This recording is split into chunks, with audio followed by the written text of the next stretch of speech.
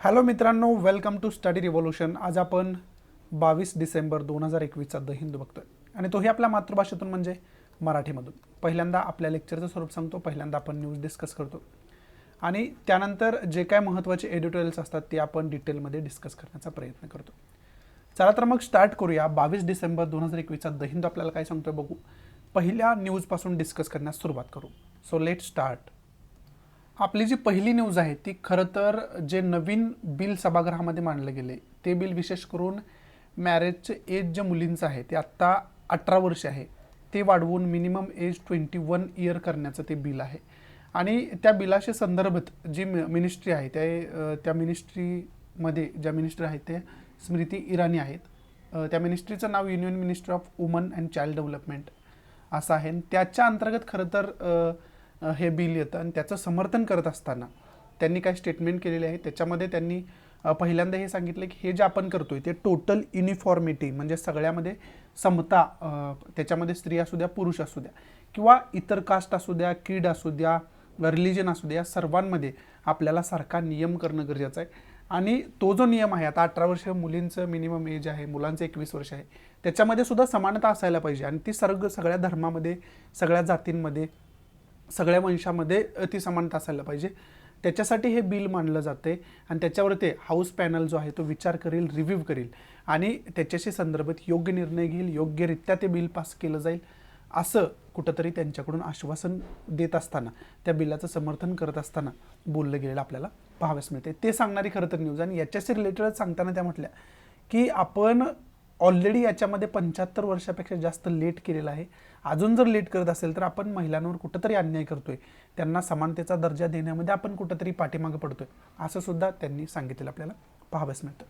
मग त्याच्यामध्ये पहिला की पॉईंट आपल्याला काय बघायचं तर पहिला की पॉईंट जे हे बिल आहे त्या बिलाशी रिलेटेड टोटल इन्फॉर्मेशन आपल्याला असायला पाहिजे, जे की मी तुम्हाला कालच्या पण द हिंदूमध्ये सांगितलं होतं आणि त्याच्या अगोदरच्या पण द हिंदूमध्ये सांगितलं होतं. त्यामुळं हे खूप महत्त्वाचं होऊन बसतं. ते आपल्याला खरं तर माहिती असणं गरजेचं आहे. हा पहिला की पॉईंट आहे. दुसरा की पॉईंट काय आहे तर दुसरा की पॉईंट विशेष करून इथं वुमन अँड चाइल्ड डेव्हलपमेंटचा मुद्दा आला आहे, कारण ती मिनिस्ट्री जास्त न्यूजमध्ये या बिलामुळे आहे. त्यामुळं वुमन अँड चाइल्ड डेव्हलपमेंटशी रिलेटेड ज्या काही महत्त्वाच्या स्कीम आहेत त्या स्कीम आपल्याला बघून ठेवणं कुठंतरी गरजेचं आहे. समजते. याच्याशी रिलेटेड ज्या काही महत्त्वाच्या स्कीम्स आहेत त्या स्कीम्स व्यवस्थितरित्या आपण अभ्यास करून त्याचा ठेवणं कुठंतरी गरजेचं आहे. समजते. हे दोन की पॉईंट खरं तर आपण या न्यूजमधून घेऊ शकतो. मग आता याच्याशी रिलेटेड तिसरा की पॉईंट जर आपल्याला काढायचा झाला, चौथा की पॉईंट काढायचा झाला तर अजून काय काढू शकतो तर हे जे बिल आहे ते विशेष करून मॅरेजशी रिलेटेड आहे. मग मॅरेजशी रिलेटेड इतिहासाचा अभ्यास आपण केला तर बालविवाहाच्या समस्या आजपर्यंत आपण बघत आलो. मग त्याच्याशी रिलेटेड आपली हिस्ट्री काय आहे, त्या हिस्ट्रीमध्ये काय काय सुधारणा करणारे जे सुधारक होते ते मॅरेजशी रिलेटेड त्यांनी सुधारणा केल्या, बालविवाह बंद केले, विधवा विवाहाला चालना दिली. अशा प्रकारचे अनेक महत्त्वाचे मुद्दे हिस्ट्रीमधून आपण घेऊ शकतो. त्या मुद्द्यांचा आपण खरं तर अभ्यास करून ठेवणं गरजेचं आहे. हा तिसरा की पॉईंट आपण खऱ्या अर्थानं आपण क्रिएट करू शकतो या न्यूजच्या अंतर्गत. समजते तुम्हाला. आणि त्याचबरोबर महिलांचे प्रॉब्लेम घेत झाले तर चौथा म्हणजे सतीबंदी कधीपासून सुरू झाली, सतीचा कायदा कधी आला, याची सुद्धा मॉडर्न इंडियन हिस्ट्रीचा ज्यावेळेस आपण अभ्यास करतो ना त्यावेळेस त्याचा अभ्यास खूप महत्त्वाचा होऊन बसतो. मग खऱ्या अर्थानं त्याचा सुद्धा अभ्यास आपण याच्या अंतर्गत करून ठेवणं कुठंतरी खूप महत्त्वाचं होऊन बसतं. समजते तुम्हाला. म्हणजे सतीबंदी आता 1930चा पिरियड जर आपण बघितला, 1830-1930 याच्यामध्ये थोडं कन्फ्युजन आहे पण ते तुम्ही बघून घ्या हिस्ट्रीमध्ये. आणि त्याच्यामध्ये राजा राममोहन रॉय यांचा रोल काय आहे, बेंटिंगचा त्याच्यामध्ये गव्हर्नर जनरल त्यावेळेसचा होता त्याचा रोल त्याच्यामध्ये काय आहे, याचे सर्व इन्फॉर्मेशन आपण काढून ठेवणं कुठंतरी गरजेचं आहे. समजते. हे 4 की पॉईंट आपण या न्यूजच्या अंतर्गत घेऊ शकतो. मग आता याच्यामध्ये जर आपण की पॉईंट बघायचे झाले तर पहिला की पॉईंट आपण हा बघितला होता की सिलेबसचे रिलेशन याचं करायचं आहे आपल्याला, सिलेबसचे रिलेट हे पॉईंट करायचे आहेत. पहिला की पॉईंट आपण बघितला होता की हे जे बिल मानले गेले या बिलाविषयी टोटल इन्फॉर्मेशन काढून ठेवणं गरजेचं आहे. आणि अशा प्रकारची इन्फॉर्मेशन जी आपण काढतोय ती विशेष करून याचा अभ्यास जो येतो तो पॉलिटीच्या अंतर्गत येतो. त्यामुळं आणि पॉलिटी हा सब्जेक्ट जो आहे तो आपण GS सेकंडच्या अंतर्गत त्याचा अभ्यास करतो. त्यामुळे ही जी न्यूज आहे ती GS सेकंडच्या दृष्टीतून महत्त्वाची असं आपण या ठिकाणी संबोधू शकतो. दुसरा की पॉईंट वुमन अँड चाइल्ड डेव्हलपमेंटचा मुद्दा जो आहे तो विशेष करून वुमन डेव्हलपमेंटचा मुद्दा जो आहे तो GS फर्स्टमध्ये येतो, सोसायटीमध्ये आपल्या येतो. आणि सोसायटी जो सब्जेक्ट आहे तो GS फर्स्टमध्ये येतो, त्यामुळं GS फर्स्टच्या दृष्टीतून ही न्यूज महत्त्वाची आहे असं सुद्धा या ठिकाणी आपण म्हणू शकतो. आणि शेवटचे तिसरा आणि चौथा जो की पॉईंट मी सांगितला होता तो डायरेक्ट हिस्ट्रीच्या संदर्भात होता, हिस्ट्रीच्या दृष्टीतून महत्त्वाचा होता. हिस्टॉरिकल इन्फॉर्मेशन त्याची आपल्याला काढायची होती असं सांगितलं होतं मी. आणि हिस्ट्री जो सब्जेक्ट आहे तो GS फर्स्टमध्ये येतो. आणि ही न्यूज GS फर्स्टच्या दृष्टीतून दोन दृष्टीतून खरं तर महत्त्वाची आहे. एक सोसायटी सब्जेक्ट आहे, त्या सोसायटीच्या दृष्टीतून हा महत्त्वाचा आहे. आणि दुसरं काय आहे तर हिस्ट्रीच्या दृष्टीतून महत्त्वाचं आहे. म्हणून हा जो आहे तो GS फर्स्टच्या दृष्टीतून ही जी न्यूज दोन अर्थानं महत्त्वाची आहे. सोसायटीचा एक अर्थ आहे आणि हिस्ट्रीचा एक अर्थ आहे. आणि GS सेकंडच्या दृष्टीतून पॉलिटिक्सच्या दृष्टीतून ही महत्त्वाची आहे, हे ऑलरेडी मी तुम्हाला सांगितलेलं आहे. एवढंच महत्त्वाचं या न्यूजमध्ये होतं, बाकी इम्पॉर्टंट असं काही याच्यामध्ये नाही आहे. त्यामुळे पुढची महत्त्वाची न्यूज आहे ती बघूयात आपण. पुढची न्यूज आहे ती इलेक्शन लॉ अमेंडमेंट बिल 2021चं जे आहे ते लोकसभेमध्ये पास झालं, त्यानंतर आता राज्यसभेमध्ये पास झालं, त्याच्याशी रिलेटेड ही बिल आहे. आणि राज्यसभेमध्ये पास होत असताना मोठ्या प्रमाणात गदारोळ बघायला आपल्याला मिळाला. आणि त्याच्यामध्ये डेरेक ओब्रायन हे एक सदस्य आहेत राज्यसभेचे, त्यांचं मिसबिहेवियर होतं, त्यामुळं त्यांना सस्पेंड करण्यात आलेलं आपल्याला पाहावयास मिळते. त्यांनी जो प्रोटेस्ट केला त्यांचं जे बिहेवियर होतं ते बिहेवियर अनरुली होतं, त्यामुळे त्यांना सस्पेंड करण्यात आलेलं आपल्याला पाहावयास मिळते. हे सांगणारी खरं तर ही न्यूज आहे. मग आता हे जे इलेक्शन लॉ अमेंडमेंट बिल जे आहे 2021चं हे जास्त न्यूज आहे. आजचं एक एडिटोरियल पण याच्यावरती आहे. विशेष करून या बिलामध्ये काय सांगितलं की आपलं जे आधार आहे या आधारला लिंक करण्यात येणार आहे. विशेष करून कशाबरोबर तर वोटर ID जो आपला आहे तो वोटर ID सोबत याला लिंक करण्यात येणार आहे. समजते तुम्हाला. आणि ते सांगणार खरं तर हे the election law amendment bill 2021चं आहे. आणि त्याला विरोधी पक्षाकडून वारंवार विरोध होताना आपल्याला पाहावयास मिळतोय. सभागृहात लोकसभेमध्ये पास होत असताना सुद्धा मोठ्या प्रमाणात प्रोटेस्ट झाला, आता राज्यसभेमध्ये पास होत असताना सुद्धा मोठ्या प्रमाणात प्रोटेस्ट झाला, त्यामुळे हे जास्त न्यूजमध्ये. त्यामुळं या बिलाशी रिलेटेड इन्फॉर्मेशन आपल्याला असायला पाहिजे. विशेष करून न्यूजमध्ये काय सांगितलं आहे तुम्हाला, डेरेक ओब्रायन यांच्याशी रिलेटेड यांना मध्यवर्ती ठेवून खरं तर ही न्यूज आहे. परंतु याच्यामधून आता की पॉईंट काय घ्यायचे आहेत हे आपल्याला बघणं खरं तर महत्त्वाचं आहे. मग याच्यामध्ये मधून आपण पहिला की पॉईंट काय घेऊ शकतो तर हे जे बिल आहे the election law amendment bill जे आहे त्याचा अभ्यास टोटल आपण करून ठेवणं गरजेचं आहे. नेमकं याच्यामध्ये तरतुदी काय काय दिल्यात याचा आता ॲक्टमध्ये रूपांतर होईलच थोड्या कालावधीमध्ये, म्हणून आपल्याला याचे सर्व इन्फॉर्मेशन असायला पाहिजे. जर याचं ॲक्टमध्ये रूपांतर झालं तर मग तुम्हाला मोर दॅन सफिशियंट अगोदर अभ्यास तुम्ही ऑलरेडी त्याचा करून ठेवलेला असेल, त्यामुळे तुम्हाला ते बेनिफिशियल ठरेल. हा पहिला की पॉईंट. दुसरा की पॉईंट काय तर आधारचा उल्लेख याच्यामध्ये येतो, वोटर ID चा उल्लेख याच्यामध्ये येतो. तर मग आधारविषयी सुद्धा इन्फॉर्मेशन आपल्याला असायला पाहिजे. आधारची जी काय UID ची इन्फॉर्मेशन आहे ती UID ची इन्फॉर्मेशन आपण काढून ठेवणं कुठंतरी गरजेचं आहे. नेमका आधार कशासाठी आपल्याला इश्यू केला गेला होता, त्याच्या मागची कारणं काय काय होती, आधारचं महत्त्व काय, हे सर्व इन्फॉर्मेशन आपल्याला असणं कुठंतरी गरजेचं आहे. आणि विशेष करून हे जे आहे इलेक्शन लॉ अमेंडमेंट बिल आहे म्हणजे इथे इलेक्शनचा उल्लेख येतो. मग इलेक्शनचं महत्त्व आपल्या डेमोक्रेसीमध्ये काय आहे त्याची छोटीशी इन्फॉर्मेशन आपल्याला असायला पाहिजे.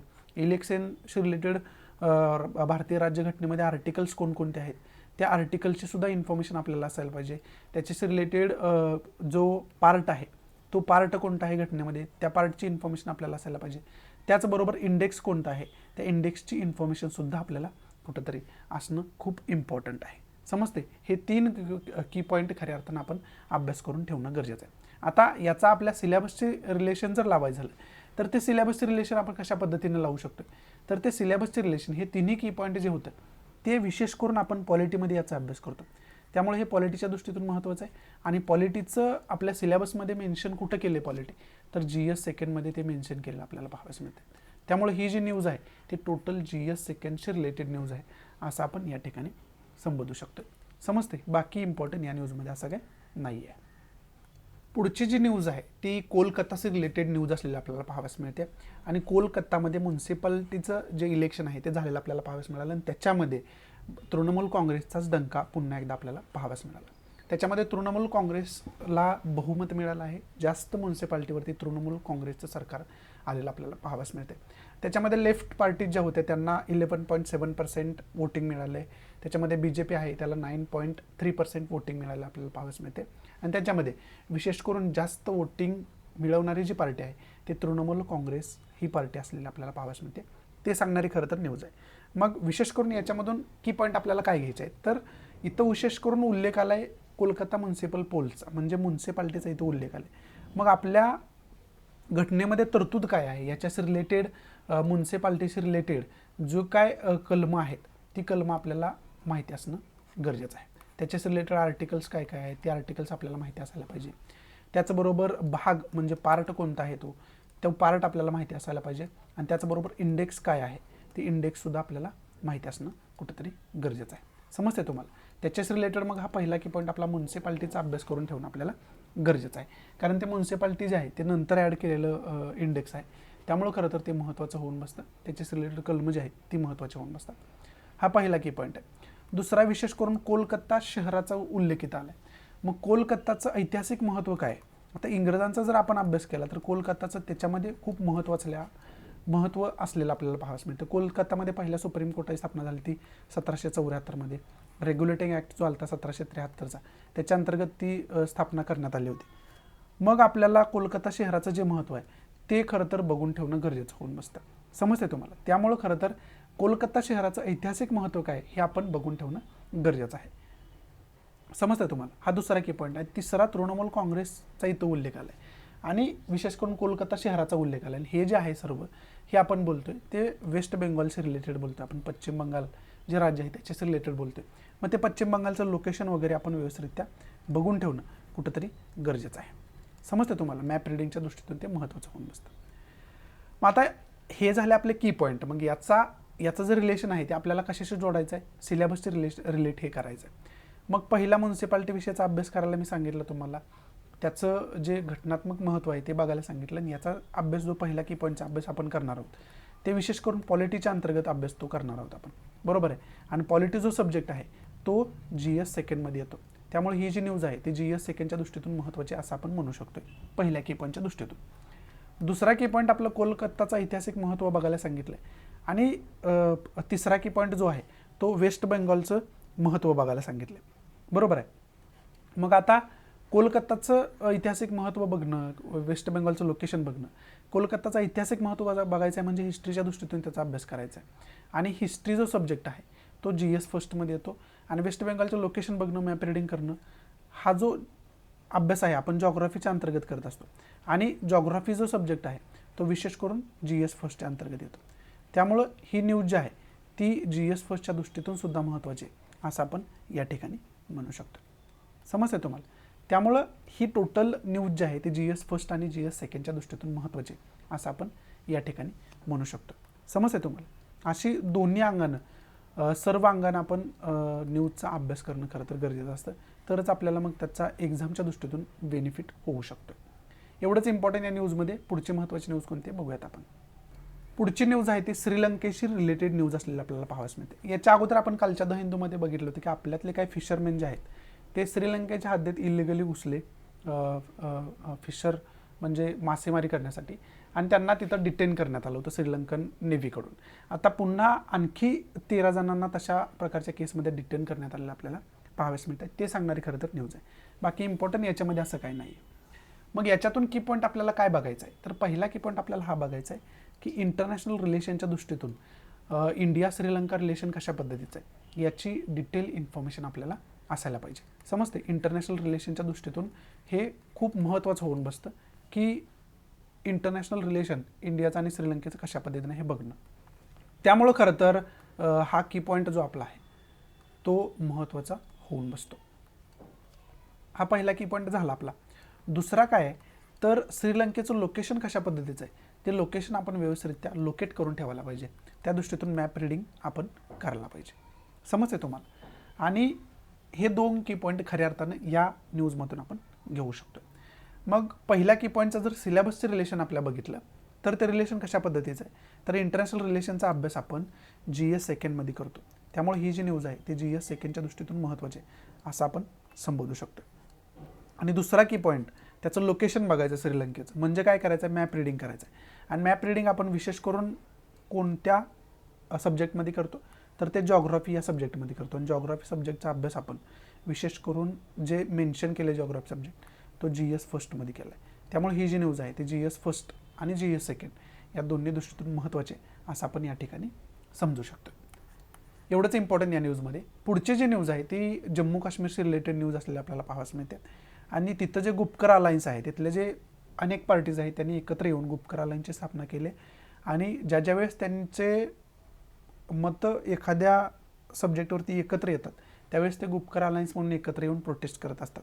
आणि आताच जे डिलिमिटेशन प्लॅनचा जो निर्णय आहे त्याला विरोध करण्यासाठी गुपकर अलायन्स भविष्यामध्ये प्रोटेस्ट करणार आहे, अशा प्रकारचं अनाऊन्समेंट त्यांनी केलेलं आपल्याला पाहावयास मिळते. विशेष करून त्यांचं ज्या ज्या मुद्द्यांना विरोध असणार आहे ते मुद्दे खरं तर ते एकत्रित करून त्याला विरोध करताना आपल्याला पाहावयास मिळत आहेत, सरकारच्या विरोधात प्रोटेस्ट करताना आपल्याला पाहावयास मिळणार आहेत. आणि विशेष करून ज्यावेळेस हा प्रोटेस्ट होईल त्यावेळेस खरं तर विशेष करून ते जे मुद्दे आहेत, ज्या मुद्द्यांवर ते प्रोटेस्ट करणार आहेत ते मुद्दे क्लिअर होतील त्यावेळेस आपण डिस्कस करूच. परंतु आता की पॉईंट आपल्याला याच्यातून काय घ्यायचे आहेत, तर इथं बोललं गेलं जम्मू काश्मीरविषयी. त्यामुळं पहिला की पॉईंट सरळ आपण हा घेऊ शकतो की जम्मू काश्मीरचं लोकेशन व्यवस्थितरित्या बघून ठेवणं, ते लोकेट करून ठेवणं आणि त्या लोकेशनचा व्यवस्थितरित्या अभ्यास करून ठेवणं, हा पहिला की पॉईंट आहे. बरोबर आहे. दुसरा की पॉईंट आहे जम्मू अँड काश्मीरचं महत्त्व काय आहे. मग ते महत्त्व कोणकोणत्या दृष्टीतून बघायचं आपल्याला, जसं की मी ऑलरेडी तुम्हाला सांगितले. त्याच्यामध्ये महत्त्वाचं पीक कोणतं घेतलं जातं. आता सफरचंदाची लागवड तिकडे जास्त प्रमाणात होते, मग तशा प्रकारचं पीक महत्त्वाचं कोणतं आहे ते बघून ठेवणं गरजेचं आहे. म्हणजे ॲग्रिकल्चरलरित्या त्याचा अभ्यास करून ठेवणं गरजेचं आहे. इंडस्ट्री सेक्टर कोणतं असेल तर ते मग कोणतं इंडस्ट्री सेक्टर आहे महत्त्वाचं ते बघून ठेवणं गरजेचं आहे. त्याचबरोबर तिथं डोंगररांग महत्त्वाचे कोणते आहे का, जॉग्राफिकल टॉपोग्राफीचा रीतीनं त्याचा अभ्यास करून ठेवणं हे खूप महत्त्वाचं आहे. तशा दृष्टीतून आपण अभ्यास करून ठेवायला पाहिजे. आणि त्याचबरोबर आपण काय करायला पाहिजे, महत्त्वाच्या रिव्हर्स तिथून कोणत्या उगम पावतात त्याची इन्फॉर्मेशन आपण काढून ठेवायला पाहिजे तशा प्रकारचे सुद्धा. आणि राहिला महत्त्वाचा पॉईंट कोणता, तर महत्त्वाचे मिनरल्स, खनिज संपत्ती, नॅचरल जे इन्ग्रेडियंट्स आहेत ते महत्त्वाचे कोणते सापडत आहेत तिथं, ते महत्त्वाचे मिनरल्स कोणकोणते आहेत ते आपण सुद्धा त्याचासुद्धा आपण अभ्यास करून ठेवणं कुठंतरी गरजेचं आहे. समजतंय तुम्हाला. ह्या दृष्टीतून खऱ्या अर्थानं आपण अभ्यास करून ठेवणं या म्हणजे की पॉईंटचा गरजेचं आहे. या न्यूजच्या अंतर्गत एवढे की पॉईंट आपण काढू शकतो. म्हणजेच मग आपला जी ही न्यूज आहे ती GS फर्स्टच्या दृष्टीतून याचा अभ्यास आपण करून ठेवू शकतो, जॉग्राफीच्या दृष्टीतून. त्याचबरोबर GS थर्डच्या दृष्टीतून सुद्धा आपण याचा अभ्यास करून ठेवू शकतो इकॉनॉमीच्या दृष्टीतून. समजते. त्यामुळे तशा पद्धतीनं GS फर्स्ट आणि GS 3च्या दृष्टीतून ह्या न्यूजचे की पॉईंट आपण घेऊ शकतो. पुढची न्यूज आहे नित्यानंद राय यांच्याशी रिलेटेड. हे minister of state for home affairs आहेत आणि यांना असदुद्दीन ओवैसी जे नेते आहेत MIMचे त्यांच्याकडून हा प्रश्न विचारला गेला होता की अँटी नॅशनल कुठं मेन्शन केलेलं आहे, म्हणजे अँटी नॅशनल कसं ठरवता तुम्ही. म्हणजे अनेक ठिकाणी अँटी नॅशनल ही कन्सेप्ट, राष्ट्रविरोधी ही कन्सेप्ट वापरली जाते, परंतु ही कन्सेप्ट कोणत्याही प्रकारे घटनेमध्ये दिलेली नव्हती असं स्पष्टीकरण नित्यानंद राय यांनी त्यांच्या प्रश्नाला उत्तर देत असताना सांगितलं. आता एमर्जन्सीमध्ये तशा प्रकारची तरतूद केली गेली होती 1976मध्ये, एमर्जन्सीचा पिरियड ज्यावेळेस होता त्यावेळेस, परंतु ते नंतर काढून टाकण्यात आलं असं सुद्धा स्पष्टीकरण त्यांच्याकडून देण्यात आलेलं आपल्याला पाहावयास मिळतं. मग त्याच्यामध्ये पहिला की पॉईंट आपण इथं एमर्जन्सीचा उल्लेख आला. मग एमर्जन्सी पिरियड काय होता त्याची छोटीशी इन्फॉर्मेशन, त्याची एक हिस्ट्री आपल्याला माहिती असणं गरजेचं आहे. समजते. त्यामुळे पहिला की पॉईंट आपला तसा होऊ शकतो की एमर्जन्सीचा पिरियड जो होता त्याचा हिस्टॉरिकल अभ्यास करणं गरजेचं आहे असं आपण या ठिकाणी संबोधू शकतो. त्याचबरोबर अँटी नॅशनल विषयी जी काही इन्फॉर्मेशन तुम्हाला इंटरनेट वरून मिळेल किंवा त्याच्याशी रिलेटेड जे काही डिबेट्स आहेत व्यवस्थितरित्या ते डिबेट आपण करून ठेवायला पाहिजे, जेणेकरून याच्यावरती कसा जरी क्वेश्चन तुम्हाला इंटरव्ह्यूला वगैरे विचारू शकतात त्यावरती तुम्हाला बोलता यायला पाहिजे, त्याची छोटीशी इन्फॉर्मेशन तुमच्याकडे असायला पाहिजे. त्या दृष्टीने तो दुसरा की पॉईंट होऊ शकतो. मग याचं जर सिलेबसचे रिलेशन दिलं तर पहिला की पॉईंट आपण हिस्ट्रीच्या अंतर्गत अभ्यास करणार आहोत. त्यामुळं GS फर्स्टच्या दृष्टीतून ही न्यूज आपल्याला महत्त्वाची आहे असं आपण संबोधू शकतो.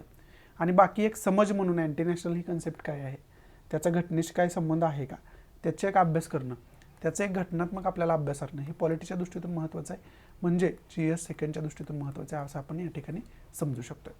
एवढंच इम्पॉर्टंट या न्यूजमध्ये. पुढची न्यूज कोणती महत्त्वाची बघूयात आपण. पुढची न्यूज आहे ती सायन्सच्या दृष्टीतून महत्त्वाची असं आपण म्हणू शकतो. विशेष करून जैवविविधतेच्या बायोडायव्हर्सिटीच्या दृष्टीतून महत्त्वाचे असं आपण या ठिकाणी संबोधू शकतो. विशेष करून तेलंगामध्ये जे सिरनापल्ली फॉरेस्ट आहे त्या फॉरेस्टमध्ये एका नवीन कासवाची प्रजाती सापडलेली आपल्याला पाहावयास मिळते. नवीन कासवाची म्हणण्यापेक्षा दुर्मिळ कासवाची रेअर स्पेशीज आहे ही, नवीन नाही जुनीच आहे, परंतु ही रेअर सापडते म्हणजे दुर्मिळ झालेली प्रजाती आहे. आणि ती दुर्मिळ झालेली कासवाची प्रजाती इथं टर्टलची प्रजाती इथं सापडली.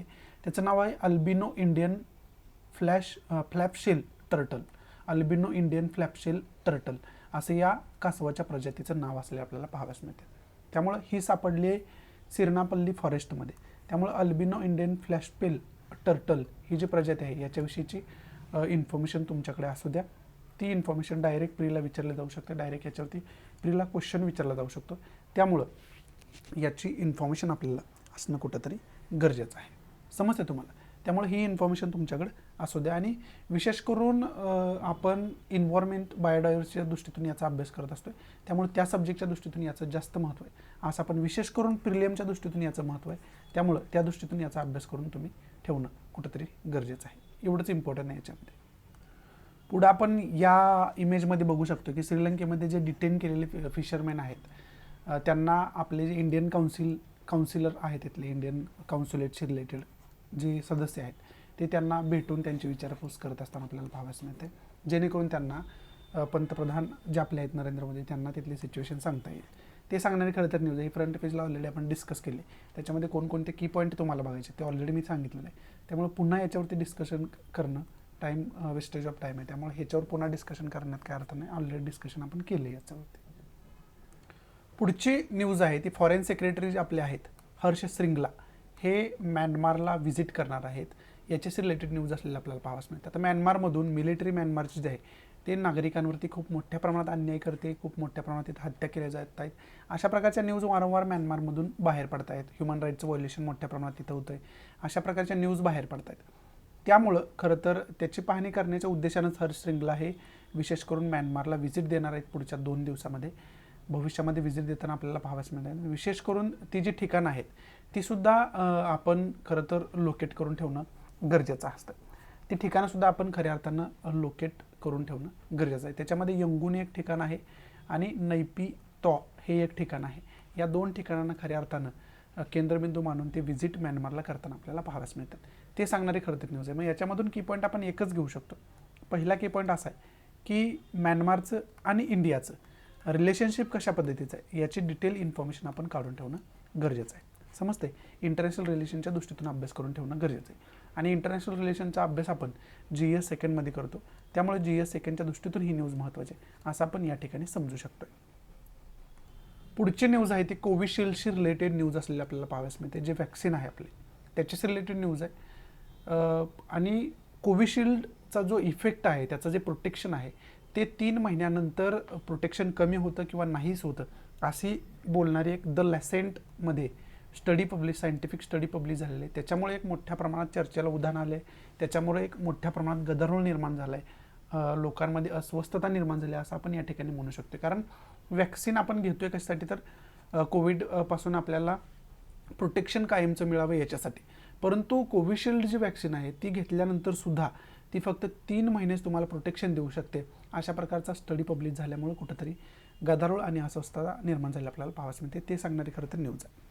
मग आता वॅक्सिन्स रिलेटेड किती प्रकारच्या वॅक्सिन आतापर्यंत कोणकोणत्या कंट्रीने डेव्हलप केलेल्या आहेत त्या वॅक्सिनची सुद्धा इन्फॉर्मेशन आपण छोटीशी काढून ठेवणं कुठंतरी गरजेचं आहे. समजते? त्याच्याशी रिलेटेड सुद्धा आपण अभ्यास करून ठेवणं कुठंतरी गरजेचं आहे. त्याचबरोबर याच्या अगोदर पण मी तुम्हाला सांगितलं की कोविड-19चे कोविडचे व्हेरियंट कोणकोणते आहेत ते महत्त्वाचे व्हेरियंट्स आपल्याला माहिती असणं गरजेचं आहे.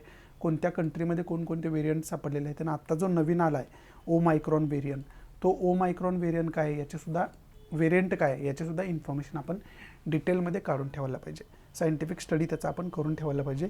प्रिलियमच्या दृष्टीतून ही न्यूज महत्त्वाची आहे असं आपण संबोधू शकतोय. इथं आपल्या महत्त्वाच्या खऱ्या अर्थानं न्यूज समाप्त होत आहेत. आता महत्त्वाचे एडिटोरियल्स कोणते आहेत बघूयात.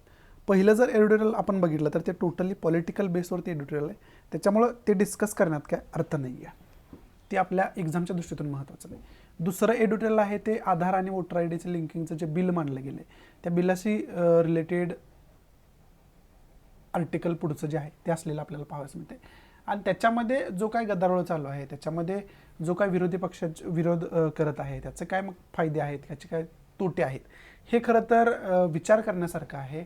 आणि ज्यावेळेस आपण आधार card voter I Dila link करतोय ते लिंक करायच्या अगोदरच हे सर्व सॉर्ट आउट करायला पाहिजे आणि मग आपण तशा प्रकारचं पाऊल उचलायला पाहिजे असं सांगणारं हे एडिटोरियल आपल्याला आपल्याला पाहावयास मिळतं. मग याच्यामध्ये आधार लिंक झाल्यानंतर फायदे काय काय होतील तर बोगस वोटरची संख्या कमी होईल सांगितलेलं आहे. त्याच्याबरोबर फास्टर एनरोलमेंट होईल म्हणजे जे ज्यांना वोटिंगचा अधिकार आलेला आहे त्यांना डायरेक्ट आधारच्या जोरावरती वोटिंग करता येईल.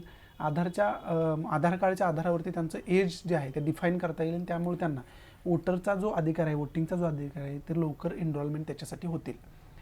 त्याचबरोबर इलेक्ट्रोल डेमोक्रेसी म्हणजे इलेक्शनमध्ये जो काय फ्रॉड होतोय, इलेक्शनमध्ये जो काय फ्रॉड होऊ शकतो, म्हणजे एका मतदाराचे 3 वोटर आय डी आहेत, 4 वोटर आय डी आहेत, 2 वोटर आय डी आहेत, ते दोन्ही ठिकाणी वोट करू शकतात. समजा बिहारमधून महाराष्ट्रामध्ये स्थलांतरित झालेली व्यक्ती आहे, त्याला जर महाराष्ट्राचं वोटिंग आय डी मिळालं असेल तर त्याचं जे बिहारचं वोटिंग आय डी आहे ते कॅन्सल करण्याची प्रोसिजर अजून डेव्हलप झालेली नाही. त्यामुळे तो बिहारमध्ये पण वोटिंग करू शकतो आणि महाराष्ट्रामध्ये पण वोटिंग करू शकतो. मग हे जे फ्रॉड आहे वोटिंगमध्ये तो कमी करण्यासाठी खरं तर हे आधार लिंकिंग उपयोगी पडणार आहे, असं त्या बिलाचं समर्थन करणाऱ्यांकडून सांगण्यात येत असले आपल्याला पाहावयास मिळते. परंतु याचे काही तोटेसुद्धा आहेत. त्याच्यामध्ये व्हायोलेशन ऑफ प्रायव्हसी, लोकांचे जे प्रायव्हेट इन्फॉर्मेशन आहे त्याचे व्हायोलेशन होऊ शकतं. Demographic detail may be misused, म्हणजे याच्यामुळे जे काही लोकांचे डेमोग्राफिक म्हणजे लोकांचे जे काही डिटेल्स मिळणार आहे त्याचं डिटेल्सचा मिसयूजसुद्धा होऊ शकतो.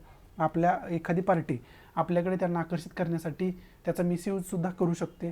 त्याचबरोबर non citizens have been enrolled, जे सिटिझन नाहीत त्यांनासुद्धा वोटिंग करण्याचा अधिकार कदाचित याच्यामधून मिळू शकतो. तशा प्रकारचा फ्रॉडसुद्धा होऊ शकतो.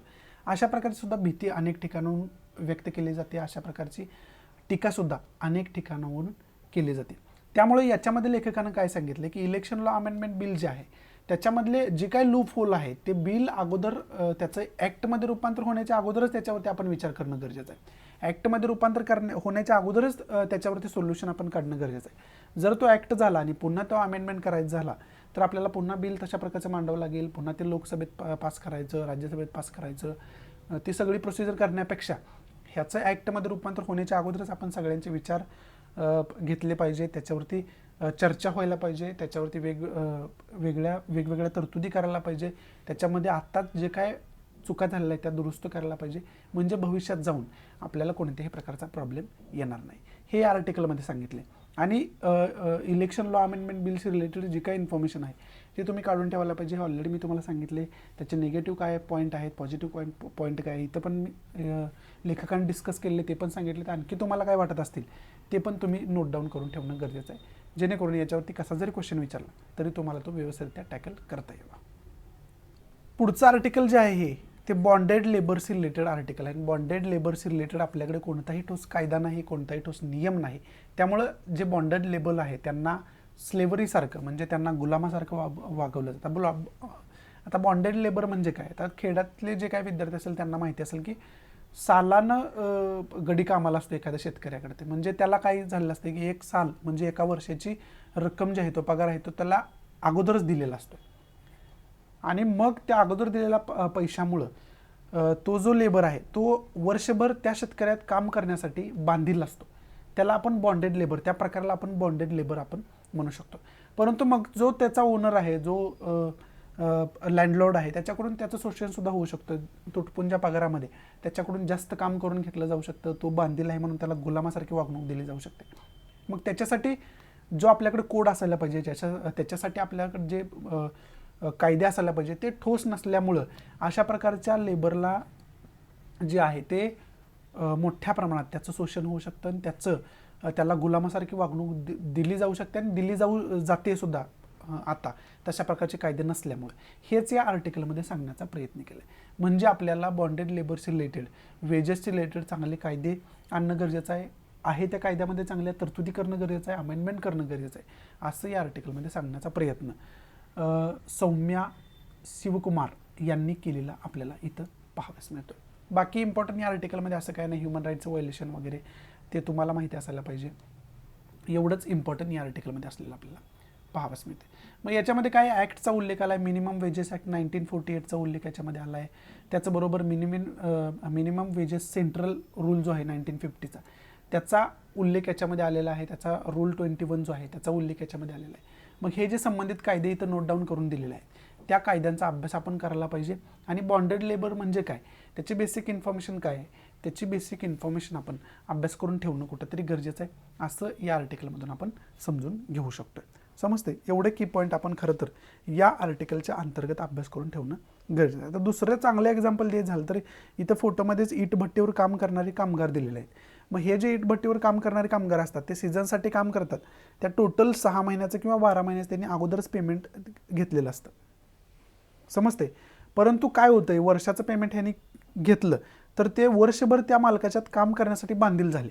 परंतु 4 महिन्यानंतर समजा त्यांना काय तर मेजर प्रॉब्लेम आला, त्यांच्या घरातलं कोणतरी आजारी पडलं किंवा घरामध्ये कोणतरी प्रेग्नंट असेल, तर मग अचानक त्यांची डिलिव्हरी येऊ शकते, अचानक त्यांना दवाखान्यात न्यावं लागू शकतं. त्यामुळे त्यांना कामसुद्धा सोडण्याची वेळ येते. परंतु ज्यावेळेस ते काम सोडत असतात ना, त्यावेळेस हे जे मालक आहेत त्यांच्याकडून त्यांना दिलेली रक्कम जी आहे ती व्याजासकट वसूल करण्याचा प्रयत्न करतात आणि त्यांना मनाला वाटेल तेवढं व्याज त्याच्यावरती आकारतात. आणि ऑब्वियस आहे, हे जे कामगार आहेत ते तशा प्रकारचं पैसे जे आहेत ते व्याजासकट त्यांना परत करू शकत नाहीत. तेवढे जर ते श्रीमंत असते तर इथं कामाला आलेच नसते, समजते.